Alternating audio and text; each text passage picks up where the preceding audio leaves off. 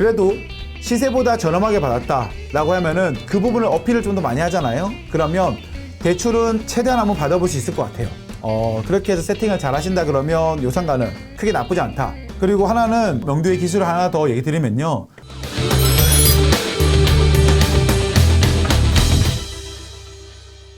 일단은 먼저 아까 전에 저희 커뮤니티에 보니까 샤니파니님께서 오늘 생애 첫 입찰에 들어갔는데 낙찰이 되어버렸습니다. 아직도 얼떨떨해요. 공실이 없고 우량한 상가라 20-30명이 들어올 줄 알았는데 저 포함 2명 들어왔네요.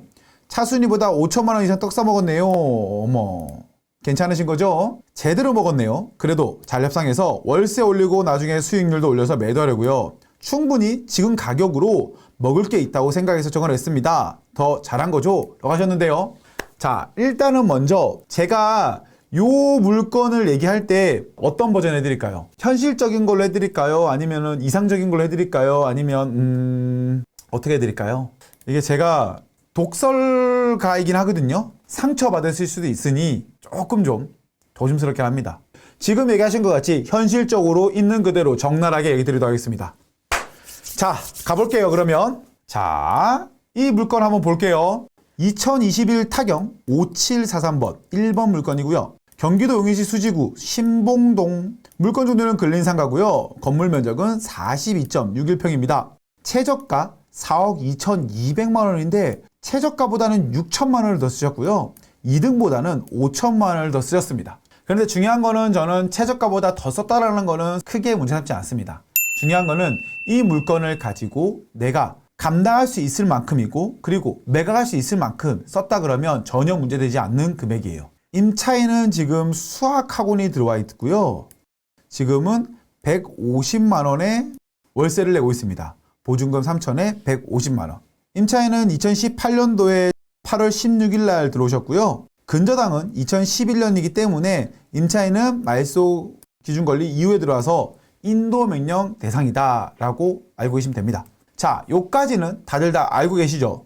자, 그러면 중요한 거는 해당 상가의 월세가 얼마인지가 되게 중요하죠. 왜냐면 투자에서 제일 중요한 거는 내가 투자를 했을 때 얼마를 넣고 얼마를 먹느냐가 굉장히 중요한 거잖아요. 정리해 보겠습니다. 최저가 4억 2,200만 원. 낙찰가 4억 8천. 평수는 42평. 자, 이렇게 되어 있고요. 경인도 용인시 신봉동이라 그러면 제가 그래도 조금 아는 곳입니다. 여기는 지금 동부 센트러빌, 하이빌, 센트러빌, 자이 안에 있는 요 안에 있는 상가죠. 여기 있는 상가. 자, 찍어보니 이렇게 여기 이렇게 상가가 있습니다. 이렇게 수학학원이 들어와 있고요. 근데 여기가 도로라 그러면 전면부를 바로 보고 있는 건 아니네요. 그래도 내부는 반듯합니다. 이렇게 내부는 반듯해요. 이렇게 이런 식으로. 일단은 첫 번째로 어떤 곳이냐를 먼저 보면은 여기는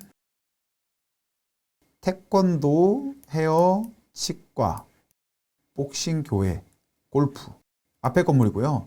해당 건물은 지금 이 건물입니다. 이 건물이고 치과, 내과, 소아과, 골프, 영어 뭐 그렇게 있는 것 같네요. 자, 오른쪽 클릭해서 주소 클릭하고 왼쪽에 이렇게 보면은 들어와 있는 임차인들이 보이죠? 이렇게 쭉 봅니다. 지금 보니까 이렇게 잘 꾸며 놓으셨네요. 이렇게 이렇게 상당히 잘 꾸며 놨는데요, 보니까. 자, 이렇다면 지금 해당 상가가 있는 곳에 월세가 어느 정도 되는지 볼게요. 네이버 부동산에 지금 없네. 큰일 났네. 이렇다면 필살기를 쓸 수밖에 없겠네요. 잠시만 있어봐요.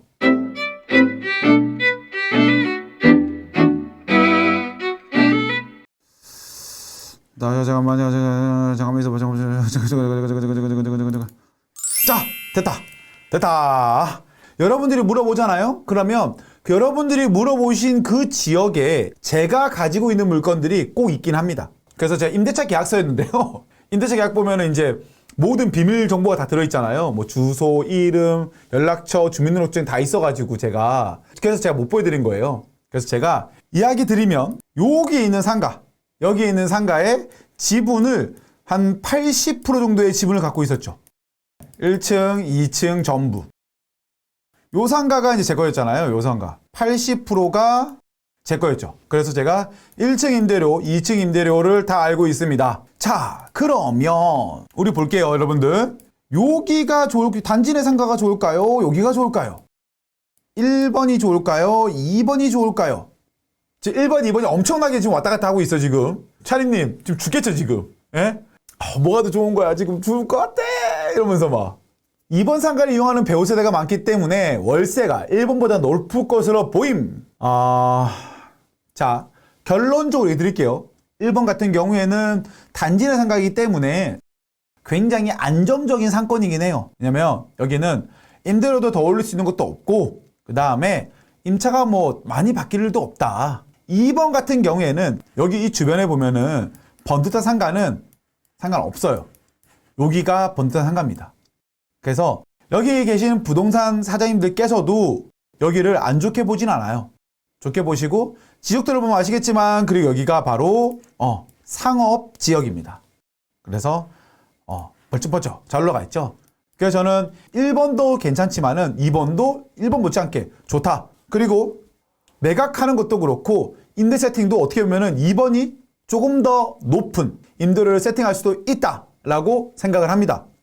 자, 차라님이 생각하실 때 여기 임대료를 얼마를 생각하셨나요? 전 그게 제일 궁금합니다. 자, 먼저 이야기 드리면 제가 이곳에 맞췄던 임대료는요, 평당 5만 원을 맞췄습니다. 부동산 사장님들께서도 여기보다는 여기를 좀 더 좋게 보셨습니다. 제가 전화해서 물어봤었거든요. 그래서 여기를 좀 더 보셨기 때문에 차리님은 5만 원 보셨네요. 5만 원. 네. 5만 원은 충분히 받을 수 있으실 것 같습니다. 제 생각에도 여기를 보면은 5에서 6만 원 정도 되지 않을까. 정말 공격적으로 본다면 7만 원까지도 볼 수 있지만 7만 원까지는 조금 좀 무리가 될 수 있을 것 같고요. 자, 그러면 제가 지금 이렇게 맞췄어요. 이렇게 16평에 90만 원, 20평에 100만 원 맞췄거든요.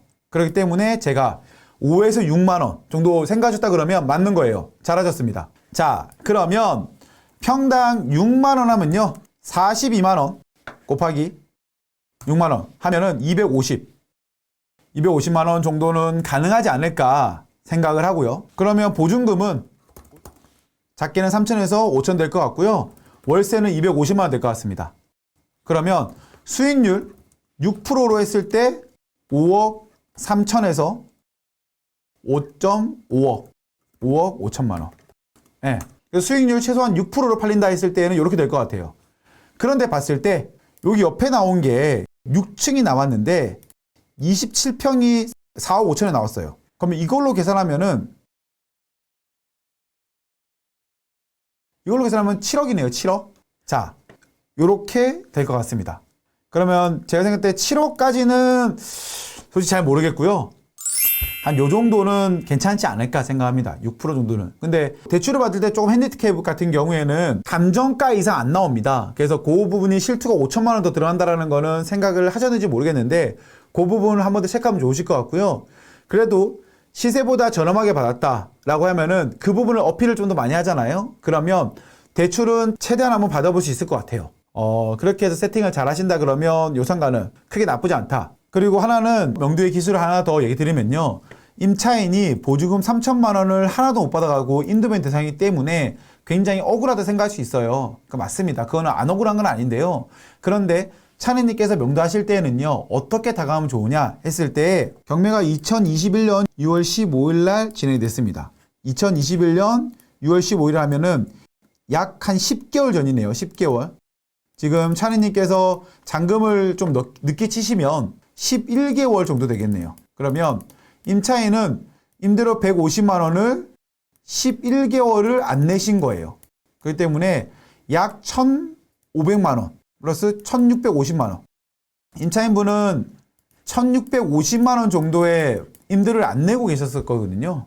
그러면 이분이 손실 보는 거는 실제적으로는 3천만 원이 아닌 1,350만 원 정도로 손실 보시는 거예요. 그래서 이 부분을 얘기를 하시면서 명도를 하시면은 좀 더 수월하게 협상 과정을 끌어낼 수 있지 않을까 생각하고요.